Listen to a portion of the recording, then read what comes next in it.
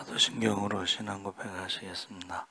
전능하사 천지를 만드신 하나님 아버지를 내가 믿사오며 그 외아들 우리 주 예수 그리스도를 믿사오니 이는 성령으로 잉태하사 통정녀 마리아에게 나시고 본디오 빌라도에게 고난을 받으사 십자가에 못 박혀 죽으시고 장사한 지 사흘 만에 죽은 자 가운데서 다시 살아나시며 하늘에 오르사 전능하신 하나님 우편에 앉아 계시다가 저희로서 산 자와 죽은 자를 심판하러 오신 성령을 믿사오며 거룩한 공회와 성도와 서로 교통하는 것과 죄를 사하여 주시는 것과 몸이 다시 사는 것과 영원히 사는 것을 믿사옵나이다.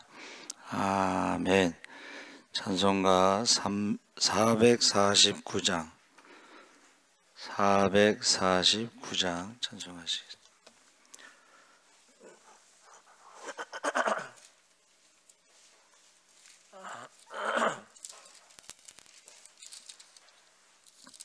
찬송가 449장.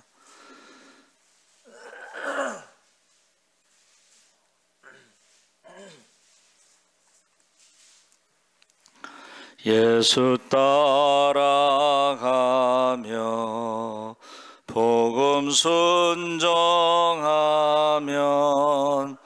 우리 행할 길 환하겠네.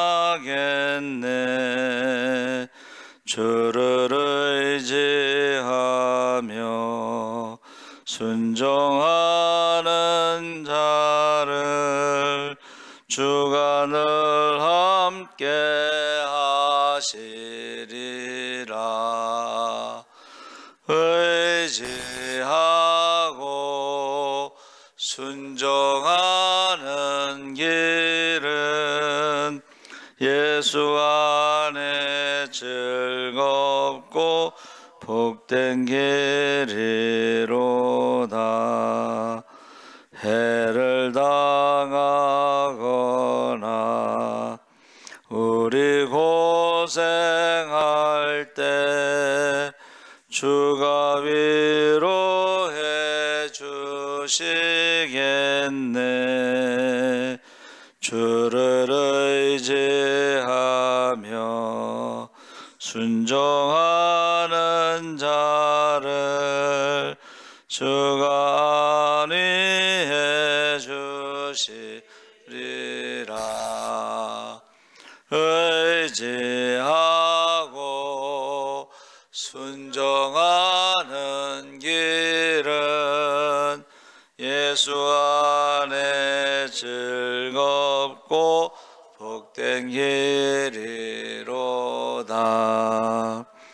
남의 짐을 지고 슬픔 위로하면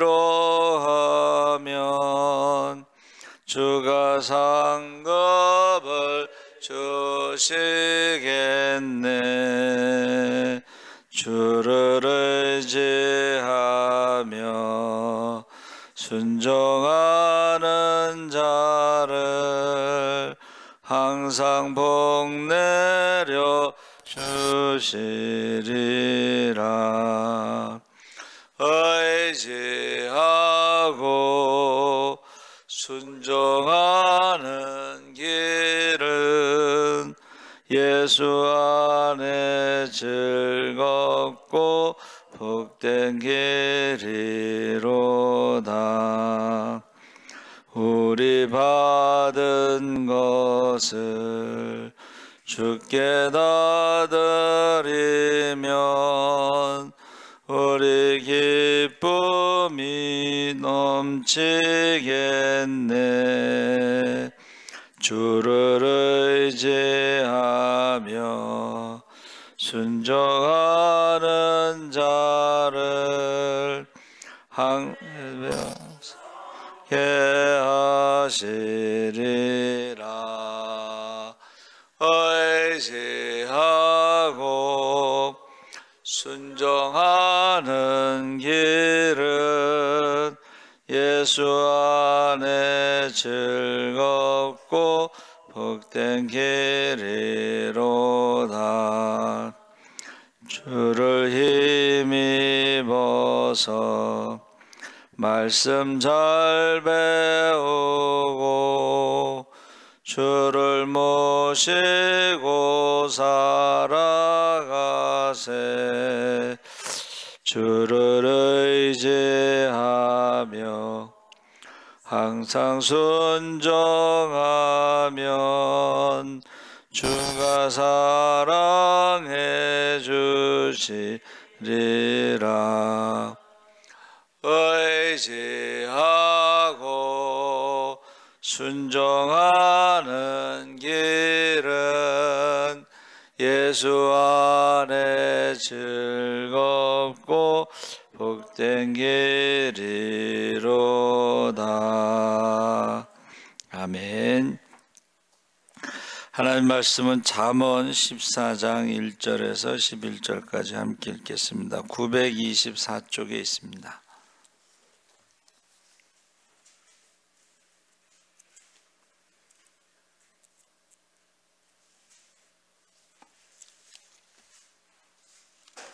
(14장) 1절에서 11절까지 우리 천천히 함께 읽겠습니다. 지혜로운 여인은 자기 집을 세우되 미련한 여인은 자기 손으로 그것을 허느니라. 정직하게 행하는 자는 여호와를 경외하여도 패역하게 행하는 자는 여호와를 경멸하느니라. 미련한 자는 교만하여 입으로 매를 자청하고 지혜로운 자의 입술은 자기를 보존하느니라. 소가 없으면 구유는 깨끗하려니와 소의 힘으로 얻는 것이 많으니라. 신실한 증인은 거짓말을 아니하여도 거짓 증인은 거짓말을 뱉느니라. 거만한 자는 지혜를 구하여도 얻지 못하거니와 명철한 자는 지식을 얻기가 쉬우니라. 너는 미련한 자의 앞을 떠나라. 그 입술에 지식이 있음을 보지 못함이니라. 슬기로운 자의 지혜는 자기의 길을 아는 것이라도 미련한 자의 어리석음은 속이는 것이니라. 미련한 자는 죄를 심상히 여겨도 정직한 자 중에는 은혜가 있느니라. 마음의 고통은 자기가 알고 마음의 즐거움은 타인이 참여하지 못하느니라. 악한 자의 집은 망하겠고 정직한 자의 장막은 흥하리라. 11절까지 읽겠습니다. 11절 한번 다시 읽겠습니다. 악한 자의 집은 망하겠고 정직한 자의 장막은 흥하리라. 아멘. 할렐루야. 좋은 아침입니다. 잘 오셨습니다. 오늘 말씀의 제목은 지혜로운 여인. 솔로몬 왕이 부인이 몇 명이었죠?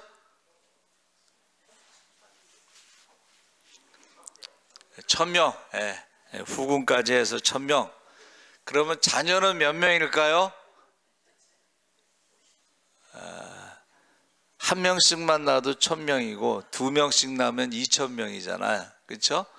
근데 솔로몬은 이제 지혜의 왕이니까는 그거를 잘 관찰을 한 거죠. 관찰.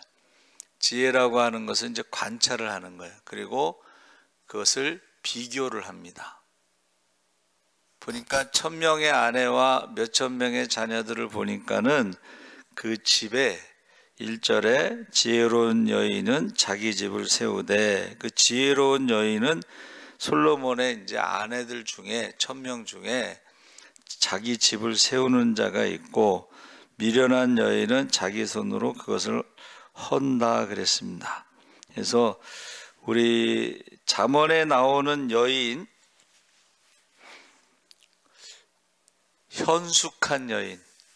그래서 제가 아는 목사님은 현숙한 여인하고 결혼하겠다고 그랬어요. 근데 현리교회에서 목회하다가 심장마비로 죽었어요. 저하고 동갑인데. 근데 그 부인이 대학에서 무슨 일을 하는 사람인데 기도한 대로 그 현숙한 여인하고 결혼을 했고 딸이 둘이 있는데 그 가평 군청에 어떻게 취직을 해가지고 딸 둘을 키우고 있어요. 그래서 현숙한 여인 그러면 그 박광진 목사님이 생각이 납니다. 그래서 우리가 아내 있잖아요.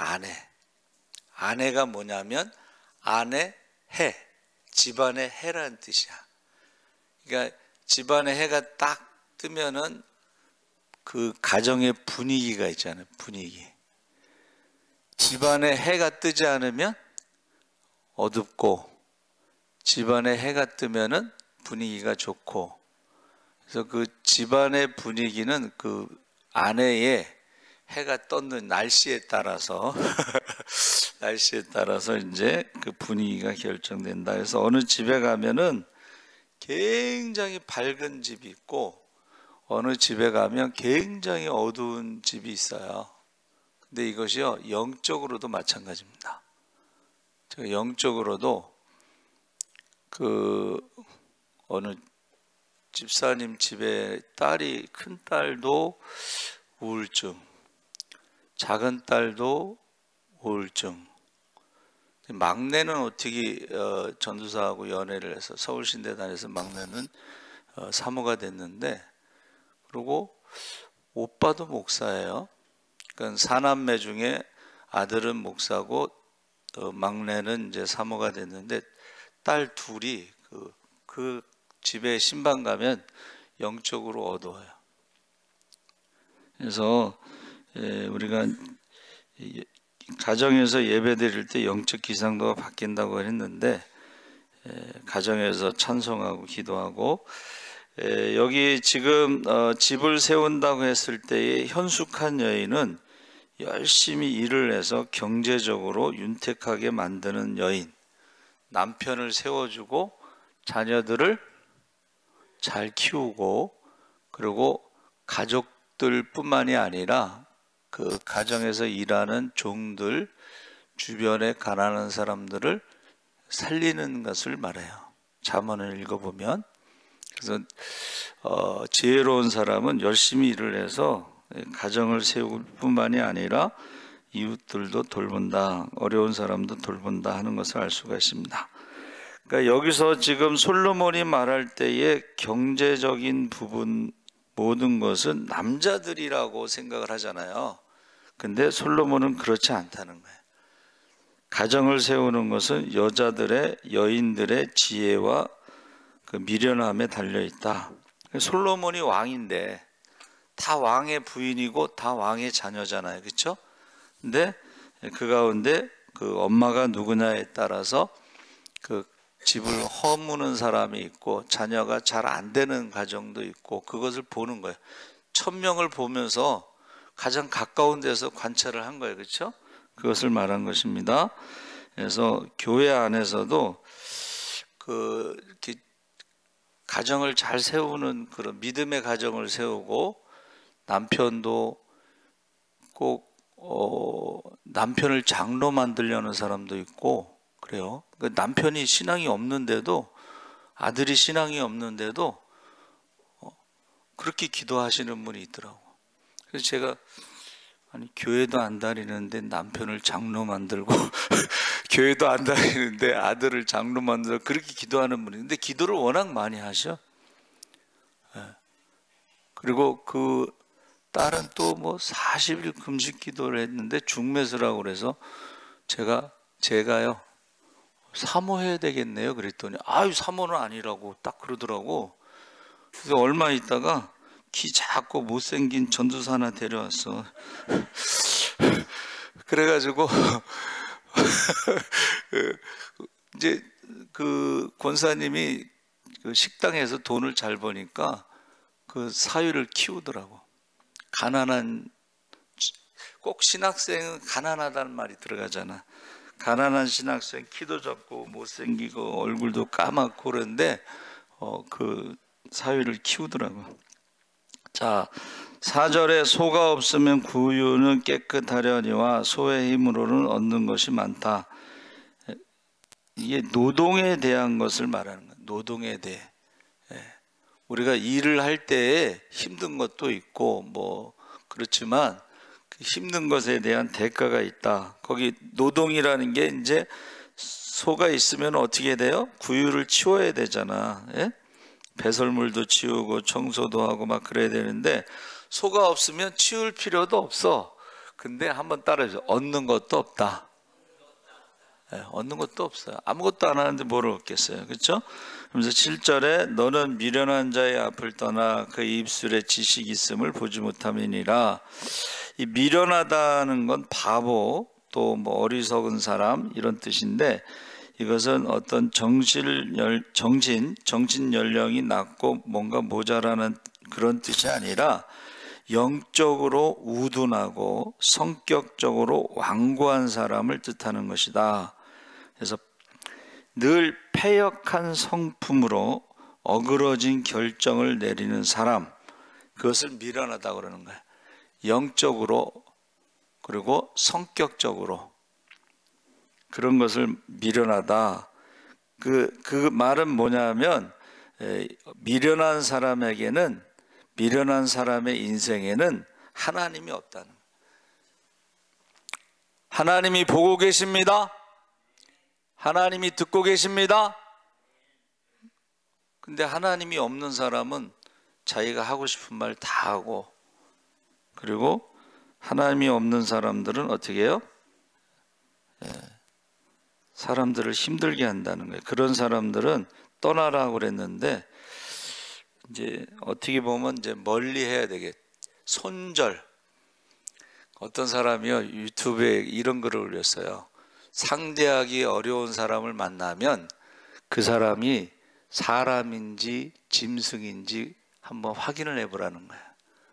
그러니까 짐승 같은 사람이면 상대할 필요가 없다는 거야. 상대하기 어려운 사람이 있죠. 그런 사람은 사람인지 아닌지 확인을 해보래. 그래서 그거 읽고서 굉장히 웃음이 나오더라고. 사람이 아닌데 자꾸 그것을 말하면 에너지만 소비하는 거예요. 그렇죠? 9절에 미련한 자는 죄를 심상히 여겨도 정직한 자 중에는 은혜가 있느니라. 심상이라는 것은 대수롭지 않게 예스럽지 않게 이런 말이에요. 이게 언제 사용된 말이냐면 노아 시대에 사람들이 죄를 짓는 것을 그냥 대수롭지 않게 생각하다가 심판으로 죽었다는 것을 말하는 거예요. 죄를 대수롭지 않게 생각한다는 것은 하나님의 심판에 대해서 두려워하지 않는다는 거예요. 그래서 구원받는 자의 수가 몇 명, 노아의 방주, 노아의 물심판 몇 명 구원받았어요? 8명 구원받았어요. 자, 소돔과 고모라 성에서 불로 심판할 때 몇 명 구원받았어요? 룻의 가족 중에 그 부인은 또 뒤돌아보지 말라고 했는데 뒤돌아봐서 소금 기둥이 됐잖아요. 그럼 3명만 구원받은 거지. 근데 여러분 죄의 뿌리가 얼마나 무서워. 소돔과 고모라 성이 동성애 같은 걸 하고 근친상간을 해서 룻의 큰딸과 작은 딸이 자녀를 낳은 게 모압과 암몬이잖아요. 그 모압과 암몬이 얼마나 우상을 많이 섬겼냐면 자식을 제물로 바치는 우상을 섬겼어요. 그러니까 죄의 뿌리라는 게 이렇게 무서운 거예요. 구원받는 자의 수가 많지 않다. 어떤 사람 물어봤잖아요. 예수님한테. 예수님, 구원받는 자의 수가 많지 않습니까? 그랬더니 좁은 문으로 들어가라. 좁은 문으로 들어가기를 원하는 사람은 많지만 들어가는 사람은 적다. 그 문을 찾아서 좁은 문이요. 잘 안 보여요. 이런 문이 아니고 일반 문의 한 3분의 1 정도밖에 안 돼.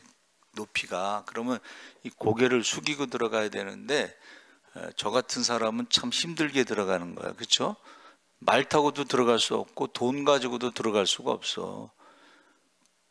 지식을 가지고도 들어갈 수. 왜? 내가 하고 자기를 주장하기 시작하잖아요. 그럼 그 좁은 문에 들어갈 수 없습니다. 예배도 마찬가지예요. 과거에는 세례받지 않은 사람은 예배를 못 드리고 예배실 옆에 서서 예배 드렸어요. 우리 갔거든 거기. 그런데 황자가 세례받지 않으면 어떻게 돼요? 의자에 앉아서 예배 못 드리고 예배실 옆에 서서 예배를 드려요. 황제가 천국에 들어가기, 황제도 천국에 못 들어가는 거야. 그러면 그렇죠? 그런 식으로 하면은, 그러니까 우리가 세례 받는 게 그렇게 중요한 거야. 세례 받는 게. 자, 10절에 마음의 고통은 자기가 알고 마음의 즐거움은 타인이 참여하지 못한다. 마음의 고통이라고 하는 것은 우리 속담에 남의 연병이 내 곱불만 못하다. 남의 연병, 문둥병이 내 곱불만 못하다는 것이에요. 비교가 안 된다는 거예요. 남의 고통과 자기의 고통은 비교가 안 돼. 옆에 부부가 같이 잠을 자도 자기의 고통을 모른다는 거예요. 남편이 옆에서 잠을 자도 부인의 고통을 모른다는 거예요. 아픔을 모른다는 거예요. 또 즐거움도 마찬가지야. 즐거움도 내가 만약에 성령 받았다, 그 즐거움, 기쁨을 옆에 있는 남편 모른다는 거예요. 그래서 저와 여러분이 성령 받으시기 바랍니다. 그 기쁨은 누가 뺏어갈 수도 없어. 그 평안은 누가 뺏어갈 수도 없어. 12절에 어떤 길은 사람의 보기에 바르나 필경은 사망의 길이니라. 그래서 이게 사망의 길이라고 하는 것은 우리 인간이 유한하다는 뜻이에요. 여러분 그 유명한 말 제가 가끔 하죠. 소크라테스가 뭐라 그랬어요? 너 자신을 알라. 그게 신전에 기둥이 2개 있어요. 한쪽 기둥에는 너 자신을 알라. 다른 기둥에는 뭐가 있어요? 너는 인간이니 반드시 죽는다. 그러면 합치면 어떻게 돼? 너는 인간이기 때문에, 신이 아니기 때문에 반드시 죽는다는 것을 알라.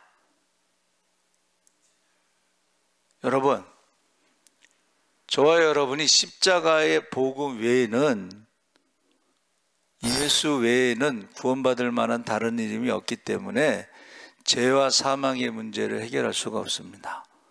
십자가의 복음을 믿으시고 전하시고, 그래서 어떻게 했어요? 생명의 족보가 계속 이어져야 돼. 복음이 전하는 곳에는 생명의 족보가 계속 이어지고, 믿는 자에게 성령을 선물로 주시면 영생의 족보, 성령을 받아야지, 물과 성령으로 거듭나야지 천국에 들어갈 수 있으니까, 이 땅에서 하나님 나라가 이루어지니까 영생의 족보가 이어지기를 주의 이름으로 축원합니다. 족보가 이어진다는 것은 우리 자녀들이 십자가의 복음을 믿고 죄와 사망에서 자유함을 얻고 어떻게 해요? 생명의 족보가 이어가고, 우리 자녀들이 성령을 받아서 영생의 족보가 이어지기를 바랍니다. 그러기 위해서 우리가 목숨 걸고 기도해야 된다는 것을 말하는 거예요. 자, 15절에 어리석은 자는 온갖 말을 믿으나 슬기로운 자는 자기의 행동을 삼가느니라. 온갖 말을 믿는다는 것은 세상 사람들의 말에 휘둘리지 말라는 거예요. 그 어리석은 사람은 어떤 귀를 가졌냐? 어리석은 사람 무슨 귀? 팔랑귀. 지혜로운 사람은 어떤 귀? 슬기로운 사람은 어떤 귀? 한번 따라해서 말뚝귀. 말뚝귀라고 그랬어요. 그게 무슨 말이냐면, 저와 여러분이 세상 풍조는 나날이 달려도 바뀌어도, 그렇죠? 우리가 십자가의 복음에는 구원받을 만한 다른 게 없고, 성령을 받지 않으면 천국에 들어갈 수 없다 하는 것에 흔들리면 안 됩니다. 할렐루야. 17절에 노하기를 속히 하는 자는 어리석은 일을 행하고 악한 계교를 꾀하는 자는 미움을 받느니라. 화를 잘 내는 사람들이 있는데 이것이요 우울증의 초기 증상입니다. 그래서 우울증이라는 것을 정확하게 진단을 이렇게 내는, 한번 따라해 보세요. 분노 조절 장애. 그리고 또 한 가지가, 이게 우울증의 그 증상을 두 가지, 하나는, 또 하나는 뭐냐면, 한번 따라해 보세요. 정동 장애. 우리도 몰라서 이제 찾아봤는데, 분노 조절 장애, 노하기를 더 이게 급하게 하는 사람들 있잖아요. 화부터 내는 사람들 있잖아요. 그렇죠? 그게 우울증의 초기고, 그 다음에 정동 장애라는 것은 자기가 하는 행동이 무슨 의미인지를 모르는 거야. 그게 이제 막 사람을 찌르고 뭐 이런 거잖아요. 묻지마 살인, 이런 거. 자기가 무슨 짓을 하는지 모른다는 거예요. 그러고 나서 나중에 알게 된다는 거예요. 칼로만 사람 죽이는 게 아니고 말로도 사람 죽이. 그게 악성 댓글이라는 거예요.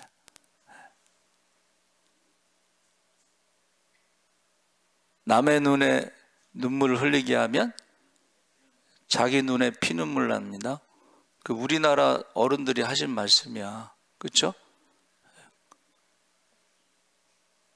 남의 자식 도둑놈이라고 하면 자기 자식이 밖에서 무슨 짓을 하는지 모르는 거예요. 남의 딸을 갖다가 옛날 말로 환양년이라고 그러는데 자기 딸이 밖에서 무슨 짓을 하는지 모른다는 거예요. 근데요, 온 동네가 다 아는데 부모만 몰라. 온 동네가 다 아는데 부모만 몰라요. 그런 것을 말하는 것입니다. 23절에 모든 수고에는 이익이 있어도 입술의 말은 궁핍이 이룰 뿐이니라. 수고한 대로 거둔다는데 사람들이요 말로만 하는 사람들이 있어요. 그래서 교회는 말꾼이 있고 일꾼이 있다고 그랬어요. 일하는 사람들은 말을 많이 안 해요. 그냥 자기가 하지. 그런데 일 안 하는 사람들이 말로만 말을 만들어내죠. 그래서 죽을 때 가장 후회하는 것, 죽을 때 가장 후회하는 게 뭐냐면 그때 해볼 걸, 그때 사랑할 걸, 그때 베풀 걸, 그때 나눌 걸, 그 후회한다는 거예요. 그 중에 이제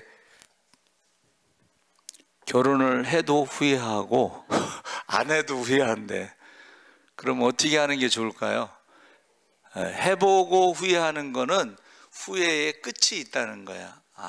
근데 안 해보고 후회하면 죽을 때까지 후회한다는 거야. 그때 그 남자 그래도 괜찮았었는데. 근데 안 해보고 후회하면 죽을 때까지 후회해. 해보고 후회하는 것은 후회의 끝이 있어.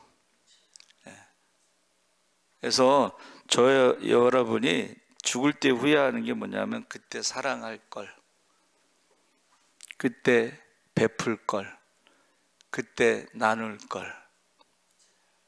그런 가장 많이 후회하는 게 사랑이래요. 그때 내가 자녀들에게 사랑한다고 할 걸. 그래서 제가 말씀드렸죠. 그 장례 지도사 가족이, 엄마하고 두 아들이 장례 지도사인데 새벽 1시고 2시고 나갈 때 꼭 깨워서 인사를 한다고. 왜냐하면 수많은 죽음을 보는데 그날이 그 시간이 마지막이라고 할 수가 있다는 거예요. 그래서 우리가 꼭 자녀들이나 가족들이 나갈 때 사랑한다는 말을 하고 인사를 하라는 거예요. 아니면은 그날 마지막이 될 수가 있으니까 그때 후회한다는 거예요. 그래서 저와 여러분이 지혜로운 여인은 하나님 앞에서 하나님을 사랑하고 이웃을 사랑하고, 하나님을 사랑할 때는 대표적인 게 예배 드리는 거예요. 그때 내가 예배 드릴 걸, 그때 기도할 걸, 그때 전도할 걸, 뭐 이런 껄껄껄껄 하는 사람이 지옥에 있는 겁니다. 지옥에서 하는 말은 껄껄껄껄이야. 이웃을 내 몸과 같이 사랑하라. 너희 가운데 지극히 작은 자에게 한 것이고 나에게 한 것이다 했을 때 껄껄껄 하는 사람들은 지옥에 있는 사람들이고, 작은 자에게 한 것은 우리가 언제 그랬나요? 이렇게 말하는 사람들은 너희 가운데 지극히 작은 자에게 한 것이고 나에게 한 것이다. 여러분, 오늘 밤 하나님이 우리를 부르시면 하나님 앞에 착하고 충성된 종이 되시기 바랍니다. 악하고 게으른 종은 지옥에 가 있는 거예요. 그래서 저도 오늘 숨 쉬고 걸을 수 있으면 전도하는 걸로 하루 그냥 그렇게 살려고 합니다. 하나님 아버지 감사합니다. 우리 지혜로운 여인은 집을 세운다고 했습니다. 미련한 여인은 집을 헌다고 했습니다. 주님의 몸된 교회를 세우는 자들이 되게 하여 주시옵소서. 우리의 자녀들이 십자가의 복음을 믿고 죄와 사망에서 자유함을 얻고 성령을 선물 받아서 영생의 족보가 이어지게 하여 주시옵소서. 감사하며 예수님의 이름으로 기도하옵나이다. 아멘. 하늘에 계신 우리 아버지여, 이름이 거룩히 여김을 받으시오며 나라의 임하옵시며 뜻이 하늘에서 이룬 것 같이 땅에서도 이루어지이다. 올라오리게 일용할 양식을